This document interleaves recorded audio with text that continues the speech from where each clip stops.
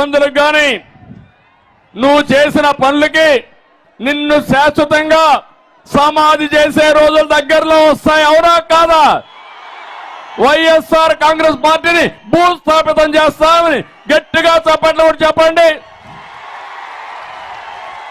విశాఖపట్నంలో మీటింగ్ ఉంది. సిద్ధం కాదు, నిన్ను దించడానికి మేము సిద్ధంగా ఉన్నామని అక్కడికి వెళ్ళిపడాలి. గట్టిగా చప్పట్లు కూడా చెప్పాలి.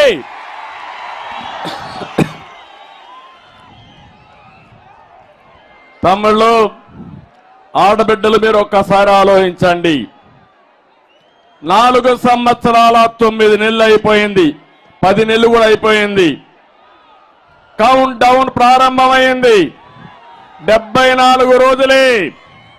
ఈ రాష్ట్రానికి పట్టిన శని విరగడ కోసం 74 రోజులు ఉండాలి. నేను అడుగుతున్నా, ఈ తుగ్లక్ పాలనలో, ఈ సైకో పాలనలో దెబ్బతిన్న రంగం ఏమన్నా ఉందా? నాశనం కానటువంటి వ్యవస్థ ఏమైనా ఉన్నాయా అని మిమ్మల్ని అడుగుతున్నా. ఎక్కడ రోడ్లు ఉన్నాయా అని మిమ్మల్ని అడుగుతున్నా. వ్యవసాయ శాఖ కనపడుస్తుందని మిమ్మల్ని అడుగుతున్నా. విద్యాశాఖ పిల్లలకు చదువు చెప్పే పరిస్థితిలో ఉన్నారా అని మిమ్మల్ని అడుగుతున్నా. నష్టపోని వ్యక్తి లేదు, నాశనం చేయని వ్యవస్థ లేదు. నేను అందుకనే చెప్పాను, 2019లో ఒక మాట చెప్పాను మీకు, ఒక్కసారిని మోసం పోతే చాలా నష్టపోతారు, ఆలోచించమంటే మీరంతా ఆ రోజు చూశారు. ఎక్కడికెక్కడ ముద్దులు పెట్టాడు, బుగ్గలు ఎక్కడికెక్కడ పట్టుకొని మిమ్మల్ని అందరినీ కూడా మైమర్చాడు. మీరు కూడా మాయలో పడ్డారు. ఈ రోజు మీరు చూస్తే 5 సంవత్సరాల పాలన, 30 సంవత్సరాలు తెలుగు జాతి ఎన్నికపోయింది. అవునా కాదా అని మిమ్మల్ని అడుగుతున్నా. ఎక్కడికి పోయామో మనకే అర్థం కాని పరిస్థితి. నేను ఆ రోజు ఒకటే ఆలోచించాను. ఇప్పుడే కేశవ్ గారు చెప్పారు, రాయలసీమ ఒకప్పుడు రతనాల సీమ.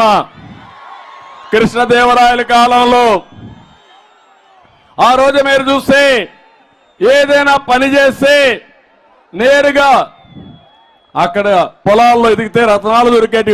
ఇప్పుడు అప్పుడప్పుడు వర్షాలు పడితే దొరుకుతూ ఉంటాయి. నేను ఒకటే ఆలోచించాను, ఇది రాళ్ల సీమ కాదు, దీన్ని రతనాల సీమగా తయారు చేయాలని, నీళ్లు ఇస్తే బంగారం పండించే మా రైతులు ఉన్నారని ఆ రోజు ముందుకు పోయాం. నేను నమ్మాను, నీళ్లు ఇవ్వాలి. ఈ జిల్లాలో, రాష్ట్రంలో అన్ని జిల్లాల కంటే ఎక్కువ భూమి ఉంది. సమైక్య ఆంధ్రప్రదేశ్ లో నేను ఎక్కువ పనిచేసిన జిల్లా అనంతపురం జిల్లా, ఆ తర్వాత మహబూబ్నగర్ జిల్లా. ఈ 2 జిల్లాలు కూడా పేదలుండే జిల్లాలు, వెనుకబడిన వర్గాలుండే జిల్లాలు, వర్షపాతం తక్కువ ఉండే జిల్లాలు. అందుకే నేను ఒక శపథం చేశాను, అనంతపురం జిల్లాకి ప్రతి ఒక్క ఎకరాకు నీళ్లు ఇవ్వాలనేది నా ఆలోచన, నా జీవిత లక్ష్యం. అందుకే మీరు చూస్తే ఆ రోజు 4,500 కోట్ల రూపాయలు ఖర్చు పెట్టి హంద్రీనీవా పరిగెత్తిచ్చాం. జీడిపల్లి, భైరవాని తిప్ప, జీడిపల్లి నుంచి Peruru, Gollapalli reservoir, Guntakal branch canal, Madakasira branch canal, Cherlopalli, Marala reservoir, ఇవన్నీ కూడా పరిగెత్తించిన పార్టీ తెలుగుదేశం పార్టీ. అవునా కాదా? ఒకసారి చరిత్ర నెమరు వేసుకోండి. హంద్రీనీవాలో నీళ్లు చలవంటే నేను ఒకటే ఆలోచించాను, అవసరమైతే కాలువలు ఎడల్పు చేసి నీళ్లు తీసుకురావాలని. అంతేకాదు, కృష్ణా జలాల్లో నీళ్లు లేవంటే హంద్రీ ఏదైతే పట్టిసీమ ప్రాజెక్టు పూర్తి చేసి ఆ నీళ్లు కృష్ణా డెల్టాకి ఇచ్చి 120 టీఎంసీ నీళ్లు పొదుపు చేసి శ్రీశైలం ద్వారా హంద్రీనీవా కాలువల్లో అనంతపురకు నీళ్లు ఇచ్చిన పార్టీ తెలుగుదేశం పార్టీ. నేను ఒకటే ఆలోచించాను, ఇంకా కూడా గోదావరిలో 3000 టీఎంసీ నీళ్లు సముద్రంలోకి పోతాయి.